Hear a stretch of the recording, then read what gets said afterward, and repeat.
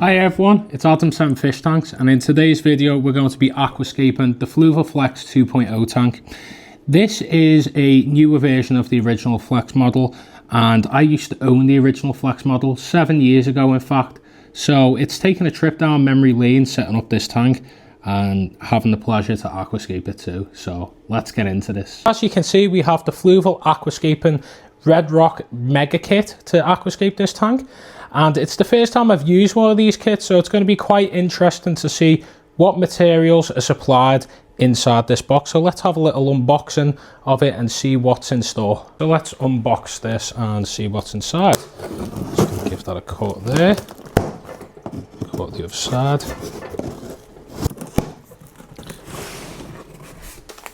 Right, so let's have a little look at what comes inside this. So you've got yourself some white river sand. It's a nice grain size and coloration. Next up, we've got ourselves the base substrate, which is like some lava rock kind of thing. Right here, we've got some detail and stones. It's always nice. Ooh, so there's some nice black river sand too. That's really dark. I like that. It's a bit shiny too. We have some plant substrate. And last but not least is some more base substrate.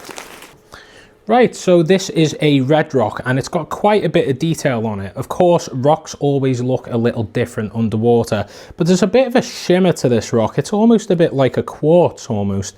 These white streaks, the deep red, almost brown. And yeah, it's really beautiful. I like the look of it, and we're going to definitely get some really nice detail out of this. The cool thing is with this kit, there is quite a good variety of sizes that comes in it. Smaller pieces too for detail, and of course you get the little detail packs of rocks, but you can also use these as well, and that is the luxury of having this kit. Right, so the first thing we're going to do is build up the bottom layer with this base substrate. Oh, interesting, it's slightly damp this.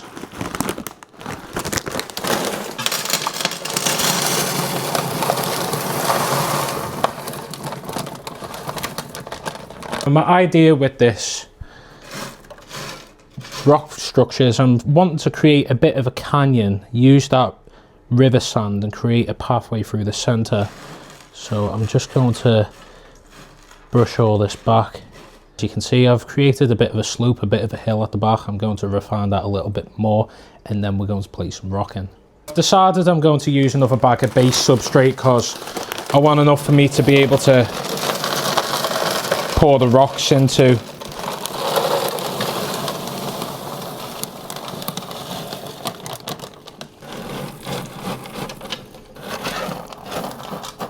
Right, so we've got our base substrate in. It's time for us to put our rocks in. I'm going to start from big to small. Got some really cool, interesting pieces here.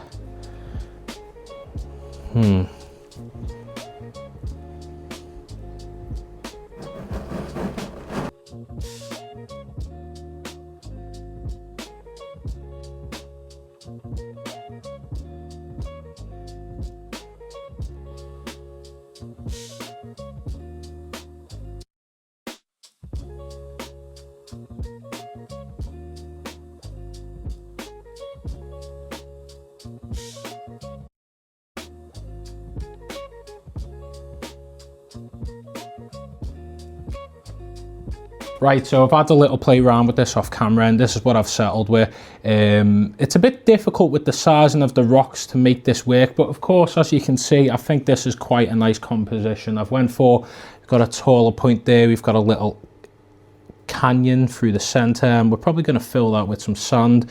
But the next step is for us to add our plant substrate on top of the base layer. Right, let's go, let's pour this all over. I'm probably going to leave the center part out. I'm just figuring out where I'm planting here, so yeah, I'm going for the sides and keeping the middle probably open. So I'm actually not going to pour this. I'm going to grab some handfuls of it, pour it round the sides, and keep that center part open, because, like I said, I don't think I'm going to be adding an awful lot of plants through the middle, like I said.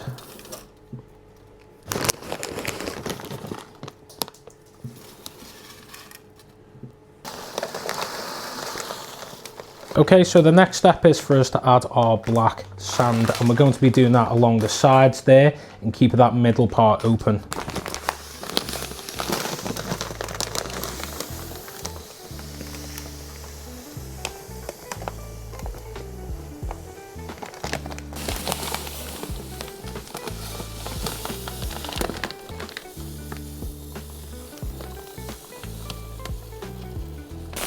Right, it's now time for our white sand.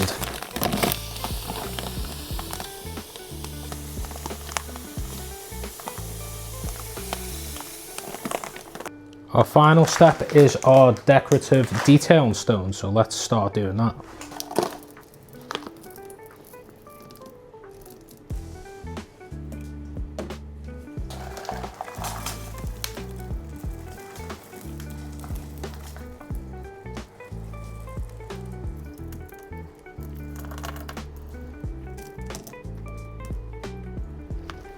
As you can see, we've finished our scatter gravel, and you can probably see we've done a little change of scenery. So we've had to move the tank onto the rack already. The sheer weight of the tank alone without water was heavy enough, so it would have been an absolute nightmare scaping the tank, filling it up, putting the plants in and all that. I just wanted to get it straight onto the rack. So it's now time for us to use our plants. Now we've got a variety of plants here. We're using some Hairgrass, we're using some Anubias nano, we're using some Rotala, Bucephalandra, potentially Hairgrass. I'll see how the scape looks when we try it out. Right, so the first plant we're going to be using is Dwarf Hairgrass. Now, of course, you just seen it a moment ago. It was a little taller than what it was, but I've gave it a bit of a trimming, and I'm going to plant it round near the mid on each side to create a bit of a carpeting effect, give it a bit more of a natural mountainy, canyony look. Yeah, let's crack on.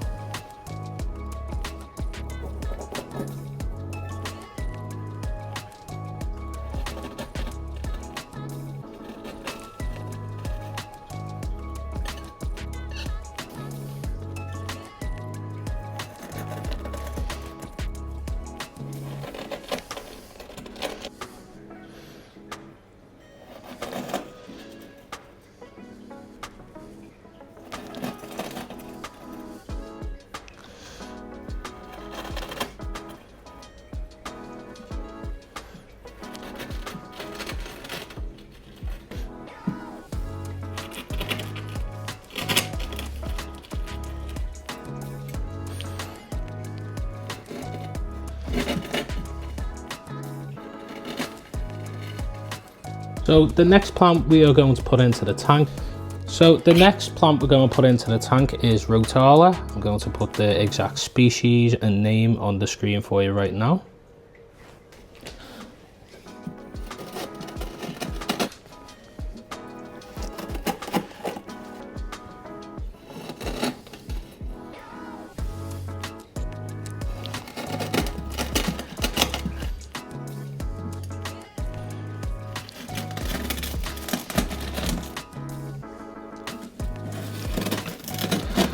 It's always important when you're planting that your plants don't dry out, so I've got a spray bottle here and I'm just going to hose them down a little bit.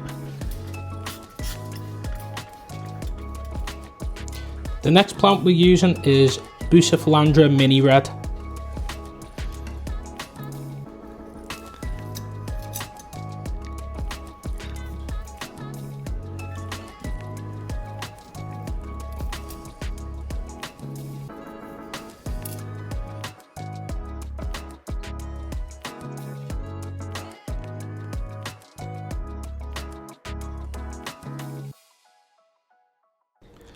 Last but not least is Anubias nano.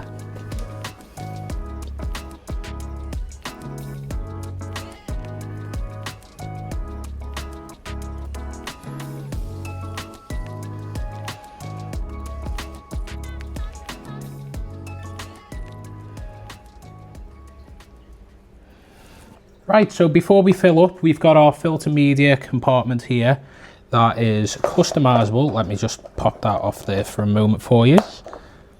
So as you can see, it's filled with sponge, and we're going to empty that out. And we have some ceramic rings and media in the back of the betta tank that we've been holding off to help mature this tank instantly.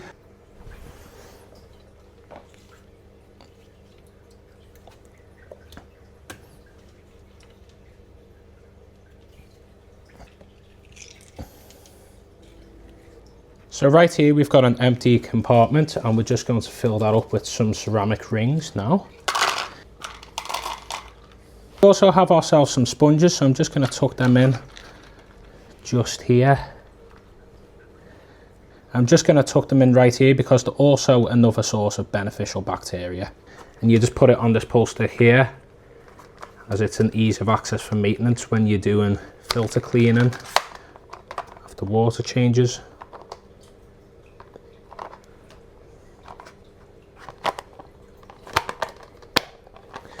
You click them together, simple as that.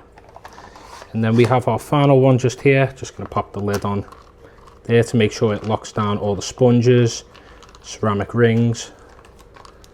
Slide that just on there, press it together. You press it together and it's all locked in, ready to go. Right, so I'm just going to be adding some water to this aquarium now, but I'm going to show you a little neat trick that I always do to make sure that you don't disturb the substrate, especially with a scape like this. I don't want the sand mixing, I don't want the substrate getting disturbed, I don't want the plants uprooting, so let me just show you that. So what I do is I grab myself a load of fish bags, I'm going to lay them on top, gently pour the water on, that way then I'm not disturbing or uprooting anything.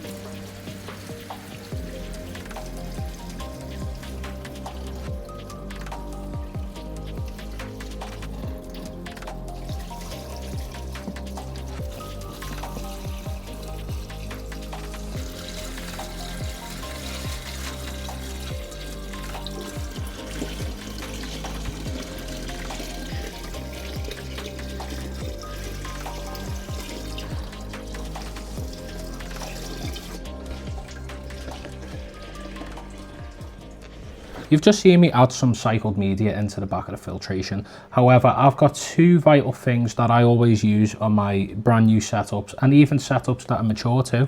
I use Optimus and Satus by NT Labs. Now all I'm going to do here is pour a cap full of Optimus into the tank. That detoxifies ammonia, nitrite and nitrate. And then we're going to add a cap full of Satus, and this rapidly establishes your biofilter within the aquarium. So these two are basically a speed run to cycling the aquarium super quick, and they also help if there's any issues in regards to a crash in your cycle too. And here we are with the finished tank.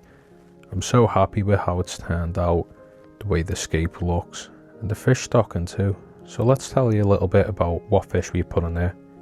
We put ourselves a nice group of Ember Tetra and also a group of Pygmy Corys, and this is the first time I've actually kept both these species. I really thought they'd complement the scape well, and it was definitely the correct choice, as you can see with the behaviour and the way they're interacting with the surroundings around them. I'd just like to thank Fluval for sending this kit out to me and allowing me to revisit some nostalgia and where it all started. Thank you so much for watching this video. I'm going to leave you with some B-roll footage now of the tank and the fish inside there. Take it easy.